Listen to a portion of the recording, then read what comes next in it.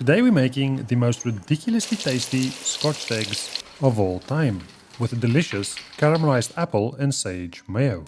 Life as it should be. We start by making our own sausage meat. Optional but extremely necessary. Pork neck and belly. You can also use beef if you're butch or chicken if you're vegan. I'm not gonna judge you. Dice your protein of choice into 1 inch or 2.5 centimeter cubes, roughly of course. Get it into a bowl. Add garlic powder, using either caveman tools or big boy tools. Salt it, pepper it.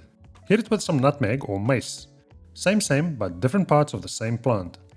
Finally hit it with some flavor. Give it a good old mix to combine, then chill it in the freezer for an hour. Fit your mincer with a small plate attachment. Then mince the meat, taking care not to mince your fingers. Cover and chill in the fridge for an hour, while we make the apple and sage mayo and deal with the eggs. Bring a pot of water to the boil, grab your eggs, into the pot one goes. This is for the sauce, boil this one for 4 minutes only. Set a timer as you will mess this up if you simply look at the clock. Once done, into ice water it goes. Onto the more important eggs. Get a load of eggs into the water, more than you need as some will crack. Once your 6-minute, 20-second timer comes to an end, introduce them also to Jack to cool down quickly. For the applesauce, we start by peeling, coring and chopping any apple you want. Into a dry pan it goes. Cook and stir to avoid burning. No need for oil or butter. Once cooked, you get it into a container and into the freezer for 10 minutes to chill down. Peel your eggs and keep them separate. 4-minute egg goes into a blender, followed by the apple, a Dijon mustard, a bit of apple cider vinegar, naturally, a little bit of salt, few cracks of black pepper, optional but extremely necessary, chopped fresh sage leaves. Give that all a little blend to combine, then slowly start adding neutral oil like sunflower. Give it a taste for seasoning, then store in the fridge, while we make the actual Scotch eggs. Your meat should be nice and firm now, and we want to divide it into 5 equal pieces, weighing 85 grams each. Shape them into round balls and set aside for now. Roll your peeled eggs on some parchment paper to remove the excess moisture. Make sure they're nice and dry. Follow up by coating them in a touch of flour. Tiny step, yet quite important.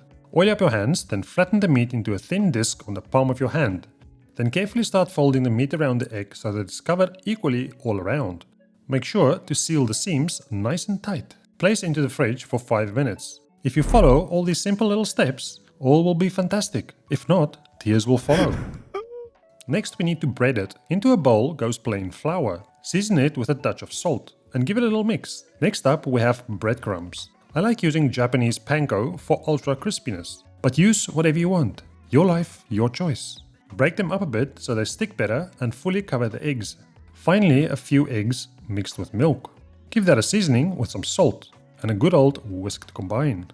The eggs wrapped in meat gets a coating of flour. Get rid of the excess flour and keep your eggs in a uniform oval shape. Into the egg mix it goes. Shake off any excess egg. We just need enough to make the breadcrumbs stick. Into the breadcrumbs it goes. Gently pack it in and roll it around to give it a nice even crumbing. Do not bread these twice, unless you like wasting time and crying of course. Once coated, place them onto a tray. Heat some frying oil to 180 degrees Celsius or 356 degrees Fahrenheit. Once the oil is hot, you get the eggs in there. Keep controlling the heat of the oil as it will drop a touch when your eggs goes in. Gently move it around for about 3 to 4 minutes or until they're beautifully golden brown and looking like the stuff you see in fancy pubs. Use a slotted spoon or spider to remove the Scotch eggs from the oil.